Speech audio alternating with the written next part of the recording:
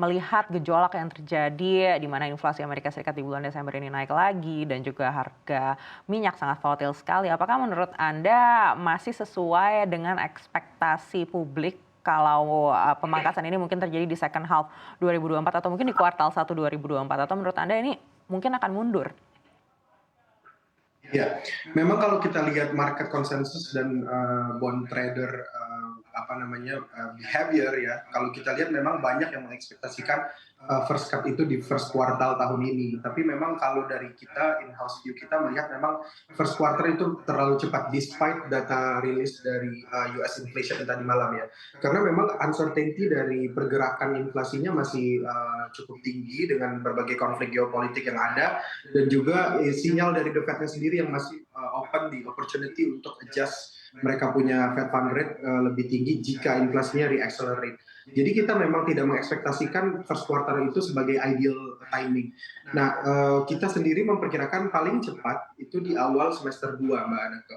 Jadi dengan kenapa awal semester 2? Karena di semester 1 ini harusnya uncertainty itu mulai fading dengan behavior yang lebih persisten, indikator makro yang lebih reflektif terhadap fundamental ekonomi makronya US, sehingga judgment itu bisa diambil gitu ya. Tadi seperti saya sampaikan, semua fundamental factor itu memang mengarah ke bawah. Artinya pelemahan itu kita lihat akan persisten sehingga inflasinya harusnya sustain untuk turun. Tapi untuk memastikan itu satu semester itu merupakan waktu yang cukup ideal. Ditambah lagi di tahun lalu kita juga lihat memang semester 1 itu tingkat inflasinya cukup tinggi sehingga base effect-nya pun masih ada gitu, sehingga jadi kalau misalnya di semester 2 seharusnya pertimbangannya sudah jauh lebih matang, dan ini yang kita lihat sekarang bond trader kemudian investor gitu ya, real money investor pun perilakunya mulai berubah dari estimasi first quarter mundur beberapa ke second quarter dan sudah banyak yang ke semester 2, dan ini memang kita lihat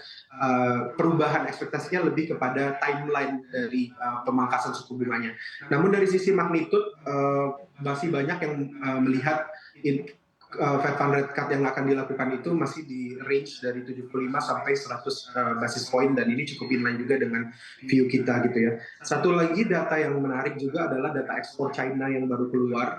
Kita lihat itu ekspornya sebagai global manufacturing center itu drop untuk pertama kali sejak 2016, yang mengindikasikan memang global demand itu lagi lemah gitu ya. Jadi temporary spike yang kita lihat di harga oil, kemudian freight cost yang walaupun itu mild gitu ya, itu kita tidak perkirakan akan sustainable, terutama nanti di Februari mungkin dengan efektifnya pemotongan harga Arab light flagship produk dari Saudi Aramco itu akan diikuti oleh berbagai negara oil producer lainnya.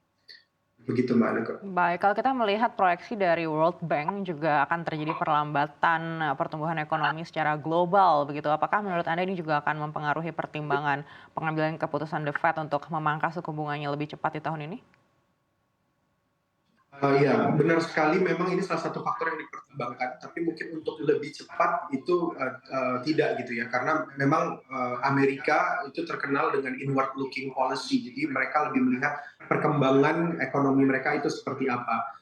Kalau dilihat memang trajectory dari domestic ekonomi mereka, terutama part domestic demand itu weaker, melemah gitu ya. Dan ini yang mereka akan pastikan apakah trajectory yang mereka harapkan itu akan tercapai atau tidak. Dan balik lagi, makanya kita perkirakan memang paling cepat baru awal semester 2 gitu, karena mereka akan lebih lihat fundamental makro mereka seperti apa. Berbeda dengan negara berkembang terbuka kecil gitu ya, yang banyak dipengaruhi oleh faktor eksternal, memang kita lebih melihat ke outward looking policy gitu ya, akan seperti apa nih policy dari negara-negara maju, negara-negara berkembang yang lebih besar, sehingga kita banyak variabel eksternal yang kita masukkan dalam decision making untuk policy, terutama di kebijakan moneter. Baik, Pak Irman, jika memang ekspektasi dari publik ini pemangkasan terjadi di kuartal 1 2024, kalau ternyata belum juga diturunkan, apakah menurut Anda ini akan menyebabkan tingginya pesimisme di antara investor? Pesimisme tidak mungkin ya, karena balik lagi cut itu ada tema besar tahun ini memang Fed's pivot policy. Jadi ekspektasi untuk cut ini memang sudah dipertimbangkan akan terjadi di tahun ini dan hampir most likely akan terjadi dengan perkembangan indikator makro. Nah, cuma masalah timeline ini memang wajar jika ada yang too optimistic untuk pemotongan di first quarter gitu dengan perkembangan inflasi yang cukup melandai, tapi dengan unexpected event seperti Laut Merah seperti sekarang, kemudian spill over ke berbagai negara lain gitu ya, bahkan baru-baru ini juga yang US UK retaliation untuk konflik yang terjadi di Laut Merah ini, itu semua melakukan koreksi gitu ya, tapi pesimistik itu mungkin tidak, karena kalau kita lihat memang ekonominya US itu turunnya gradual, jadi soft landing outcome itu kita expect, dan itu memang masih sesuai dengan baseline dari yang diharapkan oleh konsensus market sejauh ini. Makanya tadi saya sampaikan dari sisi magnitude-nya walaupun timeline-nya sedikit mundur dari ekspektasi beberapa pelaku pasar gitu ya di first quarter atau second quarter, tapi magnitude yang diharapkan itu masih possible untuk 17 sampai 100 basis point yang tentunya akan menyebabkan rally terutama di pasar obligasi. Baik, kalau memang mundur seperti yang Anda katakan, apakah artinya Bank Indonesia ini mungkin baru akan memangkas suku bunganya di awal 2025 atau masih mungkin juga mengikuti di akhir tahun 2024 ini?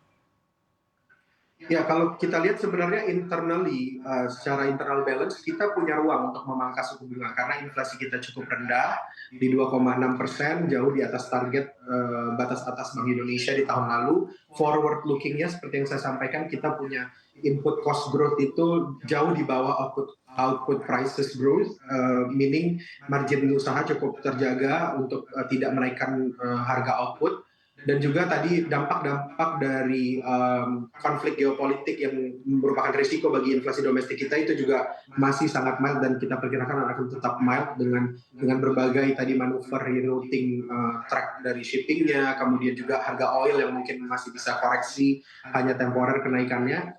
Saya rasa dari sisi internal balance kita punya ruang untuk melakukan cut. Tapi pertanyaannya adalah bagaimana nih external balance-nya kita, karena mandatnya Bank Indonesia adalah single objective untuk nilai rupiah yang tercermin dari inflasi internal balance dan juga nilai tukar rupiah dari eksternal.